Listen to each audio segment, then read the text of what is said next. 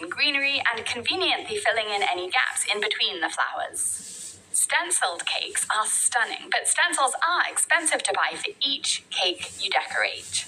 Instead, grab a roll of parchment paper, cut a piece out a few inches bigger than your design, and draw your design onto it. If you're using different colors, use a different piece of parchment for the details of each color. If your design has 4 colors, you'll have 4 stencils. Cut the design out, keeping the surrounding paper intact.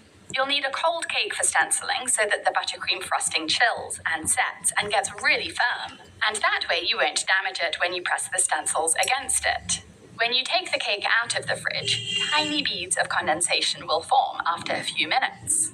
Wrap your homemade stencil around the cake and it will stick to the condensation. Spread frosting over the design you cut out. Scrape off the excess with an offset spatula or cake comb, and you'll leave a thin, smooth layer behind. Peel the paper off, and voila!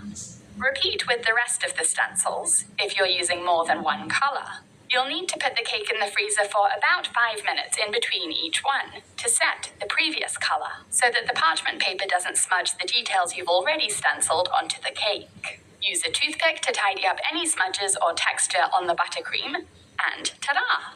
Easy homemade stencils to make neat designs that are completely customizable.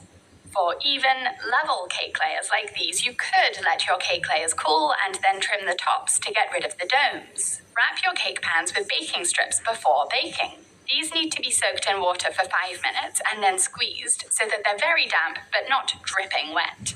Your cake layers will bake evenly without burnt edges, and amazingly, they'll be perfectly flat without needing to trim them. When you cut into your cake, the slices look beautiful with straight, even layers of cake and filling. For delivering cakes, instead of buying bigger cake boxes for tall cakes or tier cakes or cakes with cake toppers, use this shortcut. Cut the lid, no pun intended, with 2 diagonal slits on opposite sides of the box, which will make a flap in the middle on those sides. Then slide the flap into the inside of the box.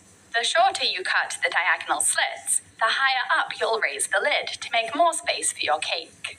Now, the lid won't touch the top of the cake and damage it, and you'll be able to safely transport your cakes without needing to buy new